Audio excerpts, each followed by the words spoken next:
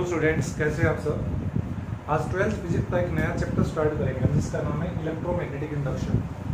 Electromagnetic induction में हम क्या पढ़ेंगे आज? ठीक, आज के लेक्चर में पढ़ेंगे मैग्नेटिक फ्लक्स और फैराडेज लॉ। मैग्नेटिक फ्लक्स को डिस्कस करेंगे और फैराडेज लॉ को डिस्कस करेंगे। इससे पहले इसका थोड़ा सा इंट्रोडक्शन पार्ट स्टार्ट करते हैं। तो इंट्रोडक्शन पार्ट में क्या है कि हमने थर्ड यूनिट में पढ़ा था मैग्नेटिज्म में, जहाँ पे ओरेस्टेड एक्सपेरिमेंट आया था। ओरेस्टेड एक्सपेरिमेंट ने क्या बताया था? ओरेस्टेड ने क्या बताया था, अगर किसी भी करंट कंडक्टर में करंट फ्लो करेगा तो वहां से एक टाइप की फील्ड प्रोड्यूस होती है, जिसको क्या नाम दिया था हमने? Magnetic field. जिसको क्या नाम दिया था हमने? Magnetic field. फैराडे ने क्या किया, इसी कंसेप्ट का यूज करके मैग्नेटिक फील्ड को चेंज करके किसी भी कंडक्टिंग लूप में नई टर्म अराइज की थी, जिसको क्या बोलते हैं हम? Induced current.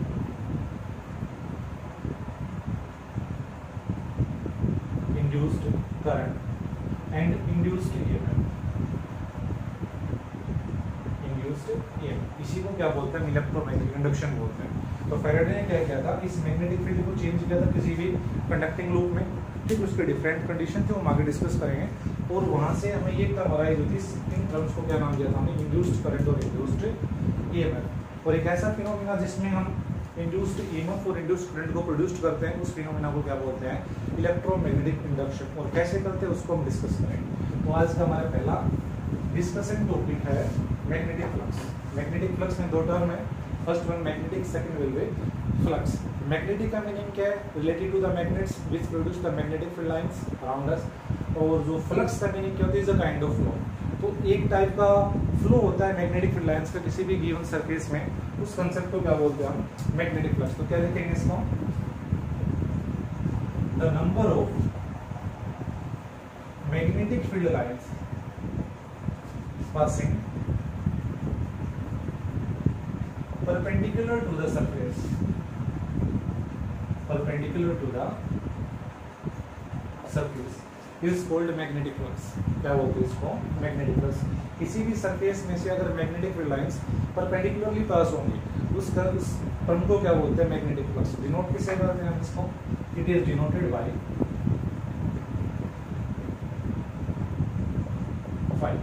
फाई से क्या करते हैं? इसको डिनोट करते हैं। आपने इलेक्ट्रिक फ्लक्स पढ़ा होगा, सेम यहाँ पे हम क्या पढ़ेंगे? Magnetic flux. इलेक्ट्रिक फ्लक्स में जहाँ पे ये आया था E, वहाँ पे मैग्नेटिक फ्लक्स में क्या आएगा? B। ये दो टर्म यूज चेंज कर रहे हैं। इलेक्ट्रिक फ्लक्स डिनोट किया था हमने फाई E से, इसको भी डिनोट करेंगे हम फाई B से। इसको सिंपली फाई से भी हम डिनोट कर सकते हैं। ठीक है, अब इसका हम फॉर्मूला बनाते हैं। फॉर्मूले के लिए क्या करेंगे? तो हमने कोई भी कॉइल लिए,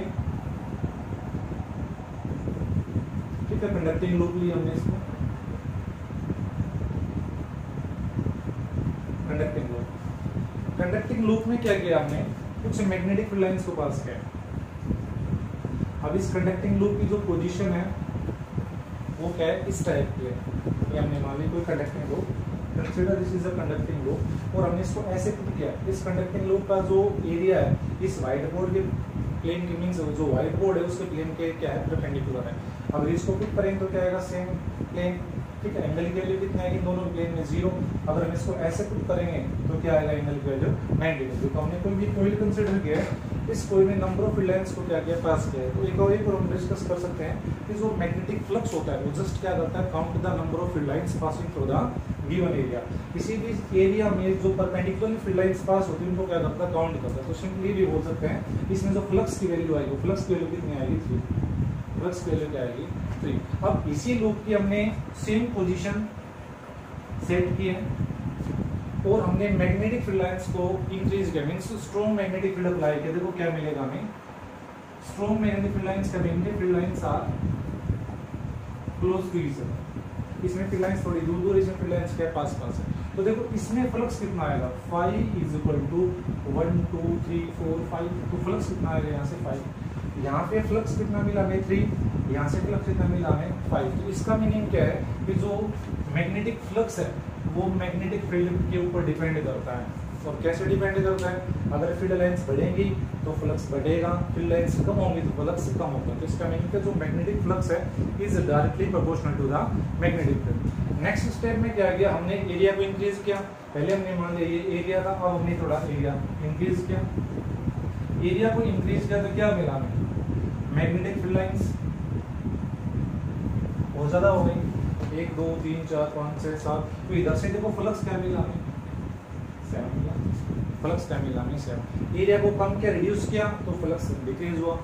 और अगर हम रिड्यूस करेंगे, अगर एरिया को हम और रिड्यूस करेंगे तो फ्लक्स हमें और कम मिलेगा। तो इसका मीनिंग है जो मैग्नेटिक फ्लक्स है वो एरिया के ऊपर भी डिपेंड करता है। कैसे डिपेंड करता है? डायरेक्टली डिपेंड करता है। ठीक है, तो इधर से एक फॉर्मूला है हमारे लिए मैग्नेटिक फ्लक्स का मैथमेटिकली, उसको कैसे राइट करेंगे? तो फ्लक्स का फॉर्मूला क्या आ गया यहाँ पे? Phi is equal to B into A, phi is equal to B into A. ठीक है, बट यहाँ पे जो बी है, बी क्या है? मैग्नेटिक फील्ड वेक्टर, और ए क्या है? Area vector. ए क्या है?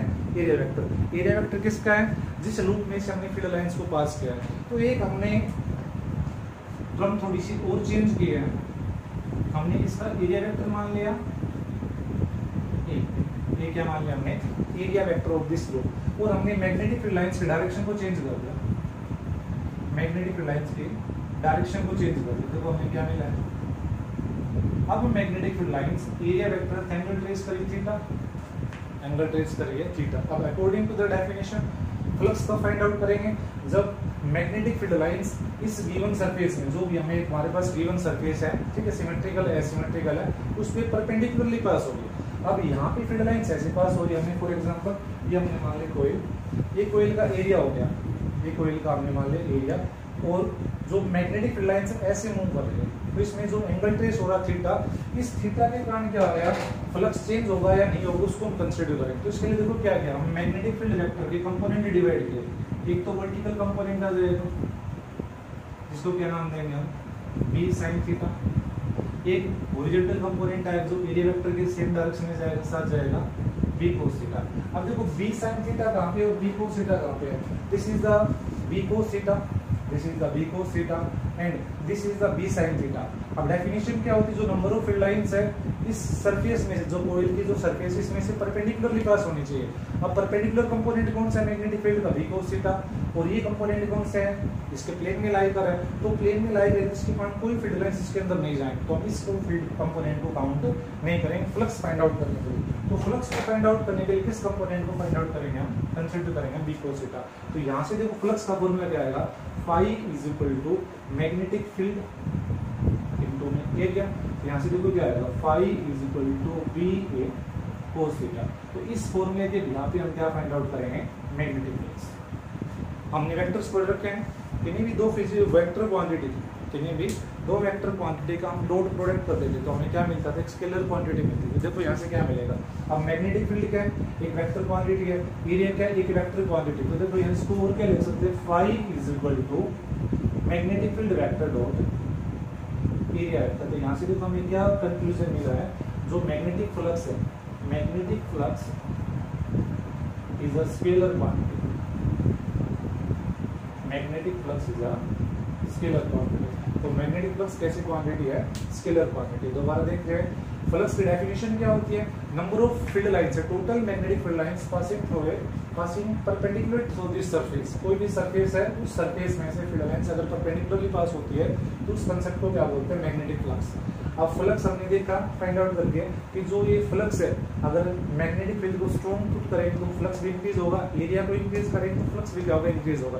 फिर हम इसके ओरिएंटेशन को चेंज करके, इनके ओरिएंटेशन को angle between the magnetic field vector and the area vector, इन दोनों में अगर एंगल को चेंज करेंगे तो फ्लक्स भी क्या होता है? चेंज होता है। फ्लक्स भी क्या होता है? चेंज होता है। वो हम इस फॉर्मूले से बता सकते हैं। अगर हम थीटा की वैल्यू 0 लेंगे, थीटा की वैल्यू 0 का मीनिंग क्या कहता है? ये हमने कोयल मान ली, ये हमने मान लिया एरिया वेक्टर, और इसी डायरेक्शन से आ रहे मैग्नेटिक फील्ड वेक्टर, इसी डायरेक्शन से आ रहे मैग्नेटिक फील्ड वेक्टर। एक केस और मान लिया हमने, ये हमने मान लिया कोयल, ये हमने मान लिया एरिया वेक्टर, और इधर मान लिया हमने magnetic field vector. This is the magnetic field vector, this is the magnetic field vector. Third case भी हमने ये हमने मान लिया एरिया वेक्टर, और अभी इसके रिवर्स डायरेक्शन में मान लिया हमने मैग्नेटिक फील्ड वेक्टर। तो फ्लक्स भी क्या हो रहा है? चेंज हो रहा है। अगर हम इधर इसकी बात करें तो यहाँ पे थीटा की वैल्यू कितनी आएगी? 0। थीटा की वैल्यू कितनी आएगी? 0। तो इसमें फ्लक्स आएगा, वो आएगा मैक्सिमम फ्लक्स, और इसको क्या नाम देंगे हम? Positive flux. क्या आएगा यहाँ पे? Positive flux. अगर हम इसकी बात करें एंगल की वैल्यू कितनी आएगी? Theta will be 90 degree, theta will be 90 degree. तो cos 90 क्या होता है? 0। तो फ्लक्स कितना आएगा यहाँ पे? 0। फ्लक्स की वैल्यू कितनी आएगी यहाँ पे? 0। अगर हम इसकी बात करें magnetic field vector and area vector are opposite to each other, यहाँ पे थीटा की वैल्यू कितनी आएगी 180 डिग्री, तो फ्लक्स क्या आएगा हमारे पास नेगेटिव। तो फ्लक्स पॉजिटिव भी हो सकता है, फ्लक्स जीरो भी हो सकता है और फ्लक्स नेगेटिव भी हो सकता है। It will be depend upon the orientation between the magnetic field vector and the area vector. ये किसके ऊपर डिपेंड करेगा, इन दोनों के ओरिएंटेशन के बिहाफ पे। अगर हम एरिया एलिमेंट को स्मॉल कंसीडर करते हैं, if we take the small current element, if we take the small area element, अगर हम स्मॉल एरिया एलिमेंट कंसीडर करते हैं किसी भी लूप का, ये हमने मान लिया डी वेक्टर और ये हमने मान लिया सेम मैग्नेटिक फील्ड वेक्टर, तो उस केस में हमारे पास देखो फ्लक्स कितना आएगा, d phi is equal to B dot d, d phi is equal to B dot d. Total निकालने के लिए दोनों साइड इंटीग्रेशन करेंगे, डी फाई का integration phi, integration of the close surface, this will give the magnetic field through this small area होता है। ठीक है, this is the concept of the magnetic flux. अब हम मैग्नेटिक फ्लक्स के हम यूनिट फाइंड आउट करेंगे और डायमेंशनल फाइंड आउट करेंगे। यूनिट और dimensional formula of magnetic flux.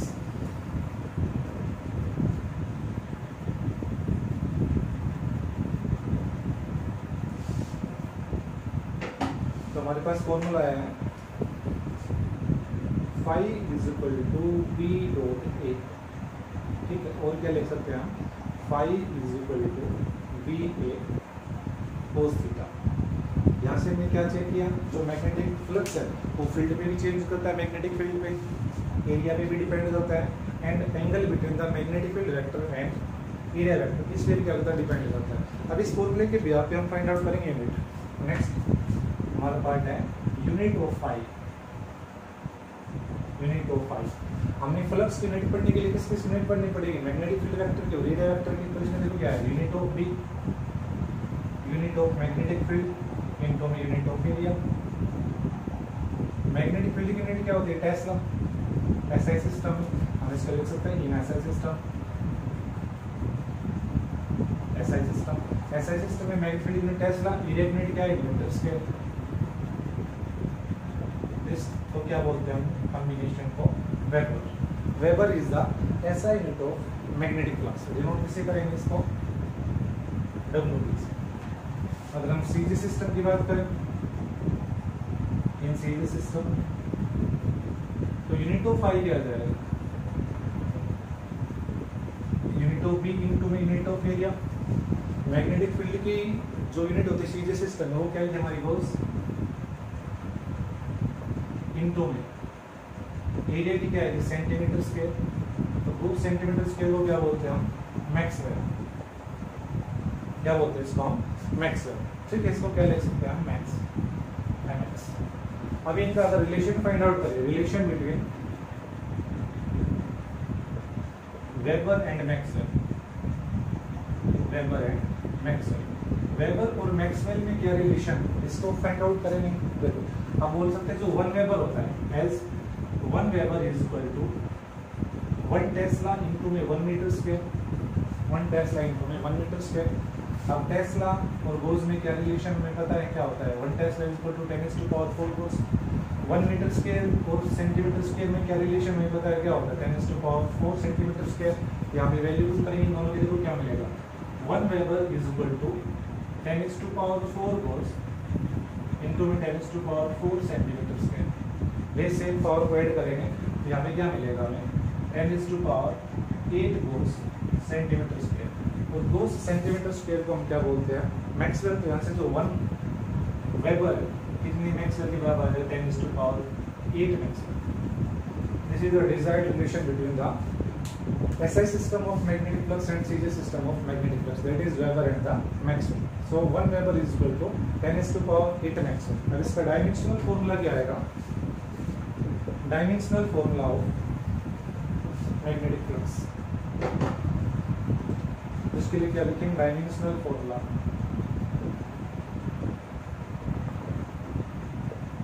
Dimensional formula.